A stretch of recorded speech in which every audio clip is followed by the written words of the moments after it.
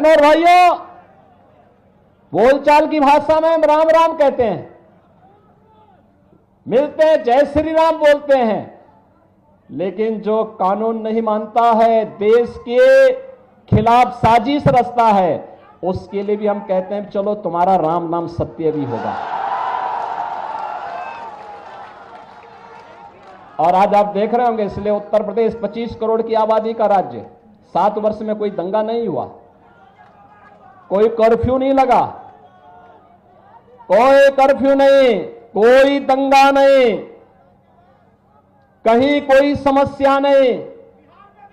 और बहनों और भाइयों, आज वही आश्वासन देने के लिए आए हैं, यह काम केवल बीजेपी और एनडीए ही करेगा। और इसी के लिए मोदी जी तीसरा कार्यकाल मांगने के लिए आपके पास इस लोकसभा चुनाव में आए हैं, क्योंकि मोदी जी के तीसरे कार्यकाल का मतलब विकसित भारत की संकल्पना को आगे बढ़ाना।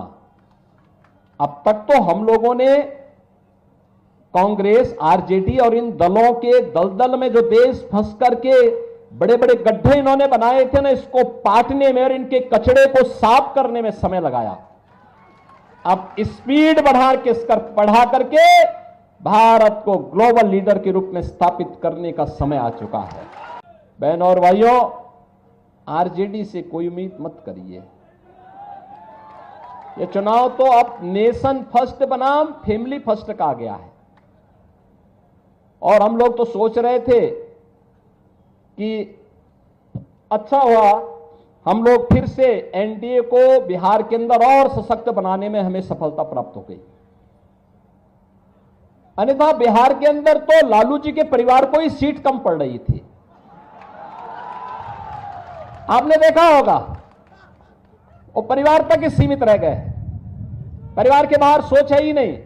विकास भी होना तो परिवार का, सीट भी मिलनी है तो परिवार को ही मिलनी है, योजनाओं का लाभ भी लेना है तो परिवार को ही मिलना है। एक परिवार यहां भी है और एक परिवार यूपी में भी है।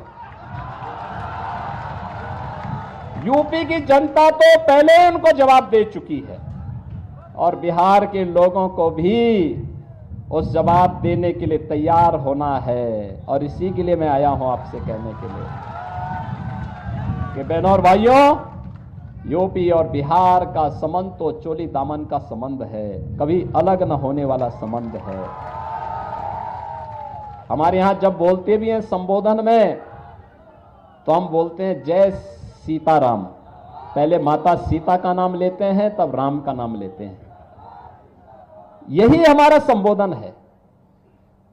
तो ये संबंध तो दोनों राज्यों के संबंधों को जोड़ करके मोदी जी के एक भारत श्रेष्ठ भारत के अभियान को आगे बढ़ाता है।